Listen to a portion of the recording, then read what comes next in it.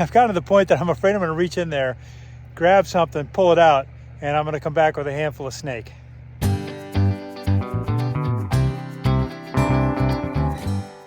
Well, I've been wrestling with the fence line and playing games. My wife got started on this burn pile, chip pile, but she's been burning it. So she's got a couple of burn barrels here. She's just been cutting everything down to size and chucking it in there and letting it burn. And like Justin Rhodes is doing 100 days of establishing a homestead, my wife said I'm doing an hour a day for 30 days on the burn barrels to see how much progress she could make on the different burn piles. It's pretty cool. She's doing great. She's only been at it for like 3 days and she's probably 20-25% through it. But I finished with the tractor on the other stuff. I've switched it out. I've got the chipper on the back of it now. So I'm gonna take a stab at doing some of this and getting rid of or creating a pile of mulch, which I can use in other ways, and then we'll really reduce this pile. The other thing I'm gonna do this, I'm gonna get rid of this bush right here. We haven't wanted it there. It's just been no motivation to move it. I'm gonna pile all the chips there.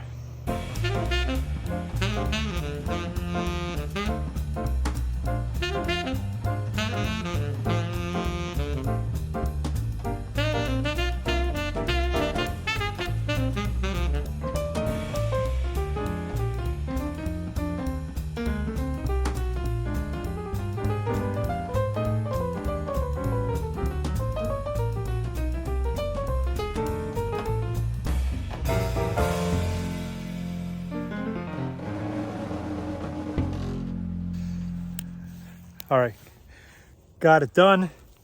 Tree is removed, stump is still there. I'm not gonna worry about that for now. I'm gonna get chip and we're gonna stack all the chips there. I've done a bunch of videos of me chipping wood. So if you like that kind of thing, there's some previous videos. I'd link them, but I don't know how to do that. So, but here's what the pile is now. And it's still pretty good size. I'll just start working on it. I got to take a cut on some of these to clean up those limbs so that they'll go into the chipper, into the mouth of the unit. But I'm going to get working on it. And I don't know. We'll go for an hour, see how we're feeling. Well, I don't know how well you can see it, but that's the progress I made. Quite a bit, actually. But now here's the thing. All of that getting chipped, it's all, that's the pile. So, when they tell you the trees are 90% air, they're right. It doesn't matter if your golf ball passes through or not after you shank it. 90% air. So, still quite a bit to go, but that was a good start today. All right, I got a lot of chores to do. I waited too long, so I got to get out there and do it. All right, a little bit of day 2. Yeah, we're getting it.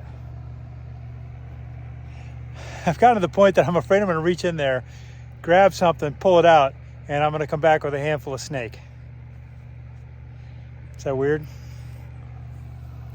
It happened because I reached down and I grabbed a limb and I pulled it out and it dislodged another thing that slammed into my heel like I was being struck.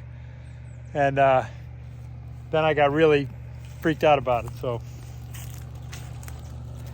anyway, good progress. I'd say at least 2/3 through this pile. It gets hard at the bottom though because all the leaves and the smaller stuff are there. So yeah, that pile's still not very big. We'll get there.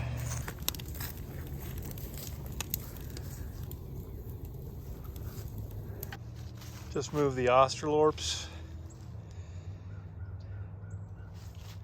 See, the frost we had did a number on the grass, except in places where the chickens were previously. Where the chickens had really done a number on the ground, I got green grass coming up in all those spots.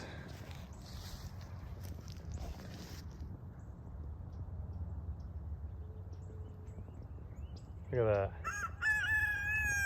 Tell me about it, dude. And even right here, next to this tree where they were, They tore it up good, but that's all green right now. Everything else is brown and dead. All right, we got the big logs off. We got pretty much the rest of this stuff is smaller scrap. We've pushed this big part of the pile back over. We did put a log on it just to keep everything bent in. And then, yes, indeed, I believe the solution is fire. So I got a propane torch. I got a fresh bottle of propane. And we're just gonna light this thing. Sometimes you just gotta do what you gotta do.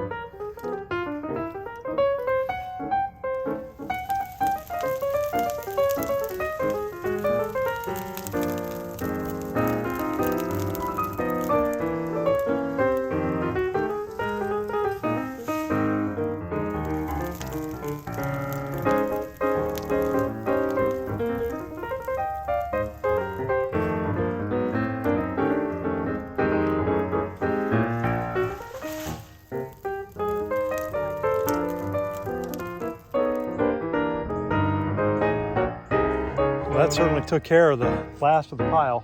I think there'll be some stuff left on there.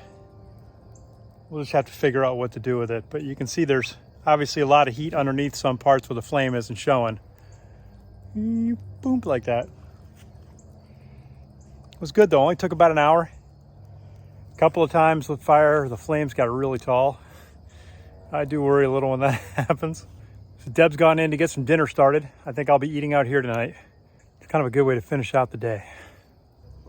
Got more people coming to us for eggs now, which is great for us, especially since, you know, we've got another 14 hens that are approaching laying age. So within probably another month, maybe 6 weeks, they'll start laying, and that'll really increase our production. It'll more than double it. And that'll be great. And then we can meet that demand and really be a service to the community. I think there's going to be more and more call for small local farms and homesteads to maybe pick up some of the slack in the national supply system. Because if you're not watching what's happening with supply, I think you're missing a big piece of the picture. It's struggling, you know, just like a lot of other things. So more local will be good. It tends to be a little more expensive historically than what you've been able to find in the big box stores or whatever. You know, if you've got a local homestead or a small farm near you and they provide things that you might want, whether it's, you know, but eggs and chicken, meats and all that stuff, get to know your local farmer, because if things get weird, the farmers are going to continue to do what they do to the very best of their ability. And if you're one of their regular customers or pre-existing customers, you'll have priority if things go strange. I hope they won't, but I kind of feel like they're gonna. So, yeah, I think that's going to be it from here. And, we'll talk to you later.